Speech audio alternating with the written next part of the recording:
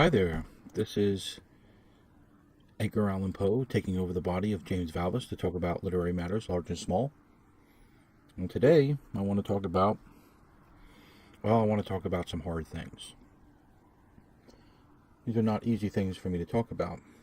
Presently, I, James Valvis, who's deep down in this Edgar Allan Poe mind somewhere, know that I have work right now under consideration by Poetry Magazine. In fact, it's been sitting on their desk or in their submittable file for 6 months. Actually, a little bit over 6 months. They've not looked at it yet. The last time I sent to them, it was also over 6 months. And when they looked at it, I just happened to be online at the time, and I caught it. It went in progress and then went to rejection almost immediately. Does that mean they're not reading the stuff? It might well mean that. Now you might ask yourself, why would a literary journal that doesn't intend to read your work solicit work in an unsolicited way? Why would they leave open submissions to people who they have no intention of publishing ever? Now remember, I'm no slouch as a poet. I'm an accomplished poet. I've had work in The Sun. I've had work in Plowshares. I've had work in numerous other literary journals that are quite high repute, Arts and Letters, Nimrod, and go on like that for quite some time. I've had work in Best American Poetry. And I'm probably not getting a read. Now you might say, why are these people soliciting work or at least leaving it open for you to leave your work there for 6 months and not get a read? If they have no intention of reading your work, if they're only going to read and publish work that fits their agenda or is solicited by them. Well, lots of journals do this, and the reason they do it is because they know that if you closed off all opportunity to publish in their journal, or at least the appearance of that, then you won't subscribe, you won't send them money, you won't share the work, you won't read them, you won't pay attention to them, you won't give out their links or in any way support their websites or in any other case or in any other way that a person might put attention or money toward them. And so they leave it open. They leave it open knowing that you not only have no chance, but your work, the work that you spent, in my case, 30 years on the craft to produce, and then 6 months waiting for a response, will never get a response of any kind of importance or any kind of, they're not even reading it. They're not even looking at it, really. And so that's a problem. That's the first problem. But it would make it somewhat more acceptable if Poetry Magazine was, well, first of all, let me backtrack, because I want to tell you I have two goals in life. Two goals in life that I said, if I meet either one of these goals, I would consider my life a success. I've said this probably when I was 17 years old, 16 or 17 years old, somewhere in there. I decided that if I do either one of these, I can look back on my life and say it was all worth it. Now, this is before I was married, before I had a child. I judge success somewhat differently now than I did then. But I still hold to these. I still hold to at least when it comes to my writing, I hold to these. My two dreams, my two goals in life was to publish a poem in Poetry Magazine and or a story in the New Yorker. Those were the two things I really wanted to do before I died. Now, as I look at it now, it just seems much more likely that I would publish a poem in poetry. I'm more accomplished as a poet. I'm probably a better writer than I am a better poet than I am a fiction writer. Although I'm a very good fiction writer, it's just the competition for fiction is much more extreme. Okay. Now, having said that, let's backtrack a minute. I said earlier that it would make it somewhat more acceptable if Poetry Magazine, all this not being able to get in or not being read properly or not being read at all, would be more acceptable if I was looking at the work and saying, my God, They're publishing outstanding stuff. And therefore, what do you expect, Valvis? You're good, but you're not that good. When I first started sending out work, I opened up a poetry a poets market, and poetry claimed to get something like 50,000 submissions a year, of which they took like 30 poems. It was something like that. It was an obscene amount of material that they got, and they took very, very little of it. And so you would say, well, it's going to be a hard slog. It's going to be hard to get in there. If you get in there once in your life, you've really done something. So I set about hoping to get in and trying to write the best I can. And so I go and I look at poetry every now and then, and I see what they're publishing. And over time, I've noticed that the poetry in Poetry Magazine has been deteriorating. It's gotten to the point now where the work inside Poetry Magazine is often not just bad, but horrendous. It's not good. It is bad writing. And when I say it's bad writing, I mean it's fucking bad writing. There's just no other way to put it. Now, you may say, oh, that's your opinion, Jim. That's your opinion. Everybody has an opinion about poetry, about this and that. Well, I'm going to share some poems with you today. I'm going to share a couple with you. Maybe 3 or 4. And I'm going to explain just how bad they are. But before we get to that, I want to bring up Yoko Ono. And I want to bring up, to some degree, James Franco. And I want to bring up a little bit of Billy Collins and these people. Okay. Now, we all know that famous people get special treatment wherever they go, right? But famous people are really no better than anybody else. Famous people don't, by their essence, create better art than the rest of us. In fact, when it comes to fame, there's almost nobody who's ever been famous who's created art as well as an unknown, somebody who started unknown. Let me give you an example. Prince Charles does not create great art. He started off famous as a boy, as a child, really, but he's never created great art. Someone like, I don't know, pick a famous person, a Shirley Temple or somebody like that. Now, of course, Shirley Temple got famous for doing her acting and stuff like that. So to some degree, she catches a pass. But for the most part, the longer that you're famous, the less likely you are to produce great art. It just is. But more than that, you're more likely to get attention for your art, whether or not it's any good. And so that brings me to Yoko Ono. Now, this poem probably would have passed my notice, because to be honest, I've stopped reading Poetry Magazine. The stuff in there is no good. There's no value in reading it. But my friend Troy told me that he was shocked by how bad this poem was. And it didn't appear, 30 years ago when Yoko Ono was somebody relatively important, or they were feeling sorry for her because she was a widow of a shot icon. No, they published it this month, in the July-August 2018 issue. For years, they've been giving this woman a pass. They've been saying that she's a terrific artist because she was the wife of an icon. But she's never produced a single thing that is any good in any of the arts that she's touched. She's bad. She's not a good artist. She is a joke. She is everything that's wrong with the baby boomer generation. Everything that they ever pointed at and said, look at how great we are. She represents the failure of their ideas and their postmodernism and just the dreck that they've tried to pass off as art. Let me read this poem to you, if you want to call it a poem. It doesn't seem like a poem to me. It seems like some garbage that somebody jotted down and then sent it off to Poetry Magazine as a joke. If I wrote this poem, not only would I not send it to Poetry Magazine, I would not send it anywhere.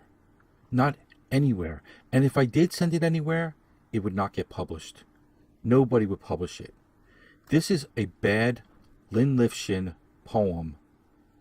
It's an insult to Lynn Lifshin, to be honest with you.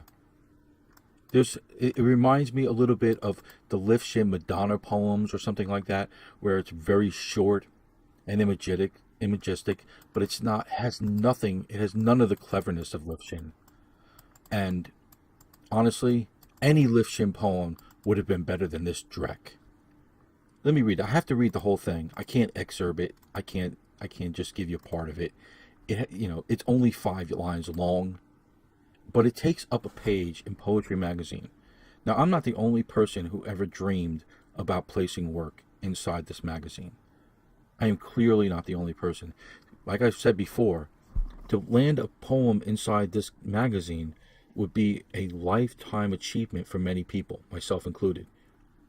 And the idea that this garbage, this dreck, has been put into the magazine to take up a page, it's an embarrassment. It's an embarrassment to the editors. It's an embarrassment to the magazine overall. It's an embarrassment to its history. It's an embarrassment to poetry. It's embarrassment to the art that I've spent most of my life working on and loving. So let me read it, and then I'm going to get into their podcast, their ridiculous podcast on it. Mother Earth by Yoko Ono. The sky is high. We shit on Earth. We look up the sky. The Earth gives birth to our future. Now, okay, that's the poem. I guess high and sky rhyme, earth and birth rhyme. Why future's there, I don't know. But I don't know what the poem means. I don't think it means anything. It's just 5 lines of garbage. It's 5 lines of idiocy. And look, we've known that Yoko Ono has been out of her mind since well before some guy put a bunch of bullets inside her husband. We've known that for some time. The woman has never had any clue what she's doing with art. She just kind of does whatever. She screams, "Ah!" and that's supposed to be music. She throws paint on a canvas, and that's supposed to be visual art. She writes dreck like this, it's supposed to be poetry. But the woman is not an artist. She was the wife of an artist. That doesn't make her an artist. When he slept with her, he did not inseminate her with his genius. She's just a disaster. And that she was published in this journal is a disaster. It's a disaster for everybody who loves poetry. And not just everybody who loves poetry, but everybody who cares about the culture in general. You know, these people cry and cry and cry. They never stop crying about the 1% and how everything is geared toward the 1%, and all the money goes that way, and the rest of us have nothing, which is a lie, by the way. But you know, Yoko Ono is the 1%. Yoko Ono is rich beyond her wildest dreams, or beyond my wildest dreams anyway. And I don't just mean in a monetary sense. I mean in an attention and power sense. I mean, she draws a crowd wherever she goes. I can hardly get 25, 30 views for a video. You know what a poem in poetry would mean to me? And yet, all the poems that I've sent to Poetry Magazine, every single poem I've ever sent to them, and I've sent well over 100, every one of them is better than that poem. Every single poem. And none of them were taken. I bet I'd be surprised if any of them were read. Even considered. I'd be surprised if even one was considered. Let's turn to this podcast, this ridiculous podcast they did. I'm going to play this, and hopefully my radio will pick it up.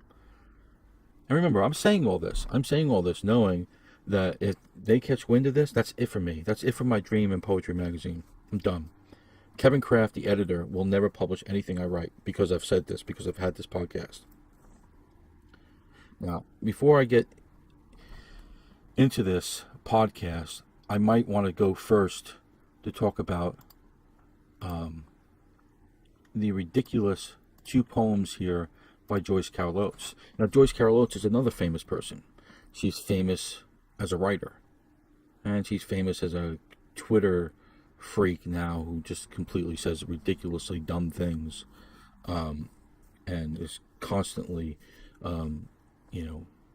hashtag resistance all over the place with her garbage tweets. But I want to read you one of these poems, or maybe both of them. They're, again, 5 lines long or 6 lines long. So we're not talking 5 lines for both of them. And both of them are, they're better than, all you can say about them is they're better than Yoko Ono's poems. Okay. Sinkholes by Joyce Carol Oates. Take you where you don't want to go, where you'd been and had passed smilingly through and were alive then. Okay. That's the first one. Here's the second one. The First Room by Joyce Carol Oates. In every dream of a room, the first room intrudes.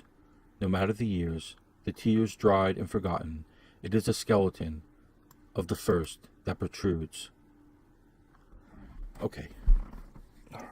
They're better than the Yoko Ono poem, marginally, but are they good? Are these poems that 100 years from now somebody's going to clutch to their chest and say this has such meaning for me? I can't see it. I can't see it. There's nothing here. There's nothing that makes you stand up and go, wow. I really, really am deeply impacted by this. It's just not there. So let's turn to this. It's not just one bad example, because anybody can. Okay, you publish a bad poem.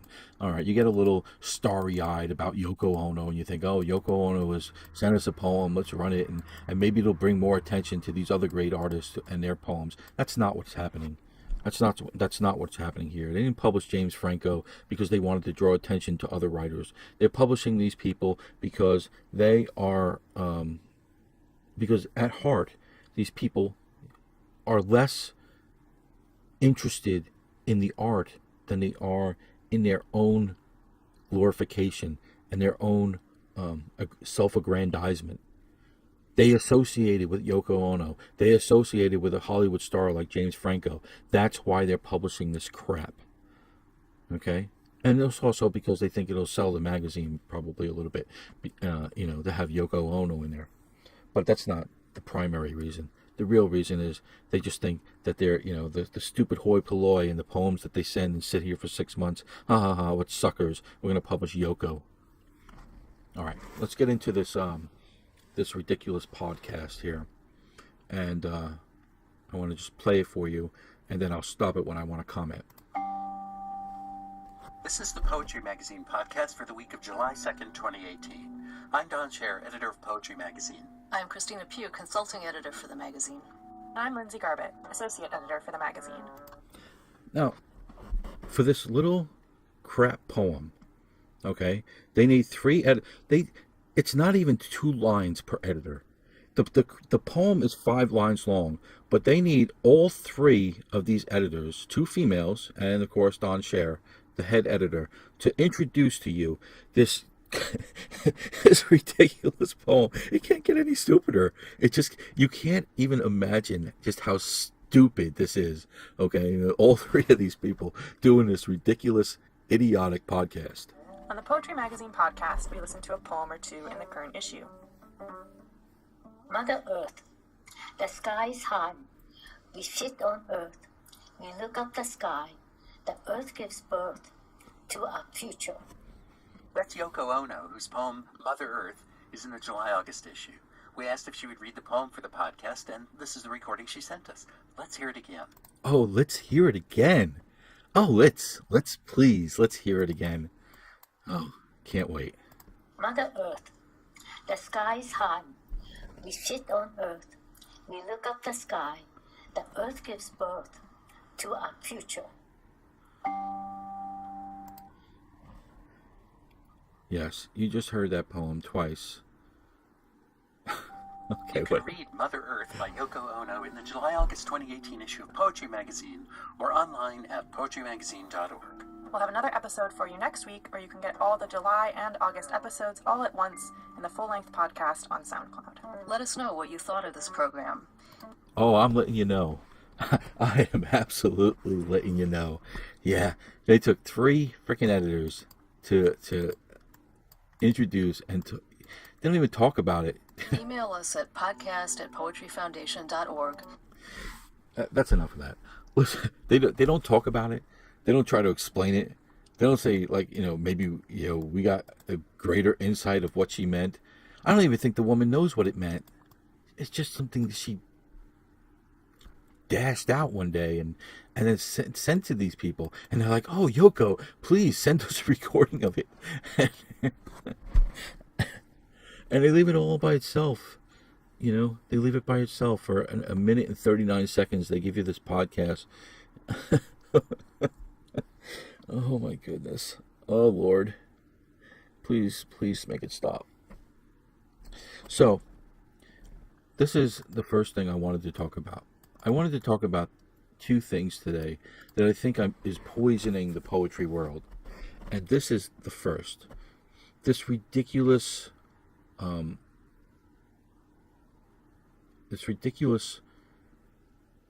bowing to fame and to the famous and to the legacy writers like Joyce Carol Oates or Billy Collins or I hate to pick on Billy Collins, but he's in poetry all the time. Sometimes with better poems, sometimes the worst Billy Collins poem is not as bad as any of these poems.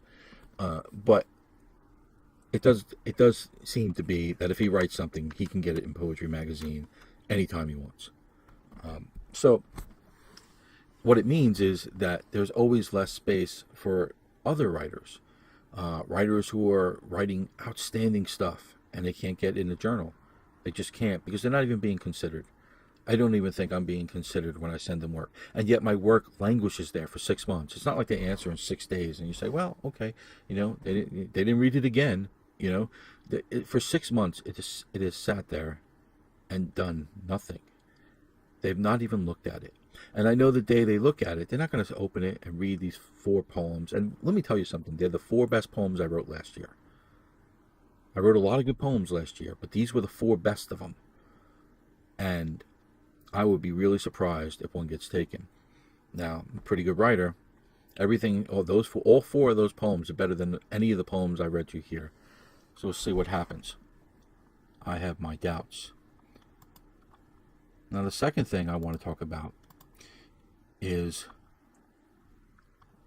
Randa Jarrar, Professor Randa Jarrar from Fresno State University, which proves to me that we have too many colleges and too many morons in our college system. I don't care how quote-unquote accomplished she is as a writer. This person is a straight-up disaster. She's a disaster for the art and for the arts in general. She's a disaster for her university, and she's a disaster for our country. And I'll get to that in a minute.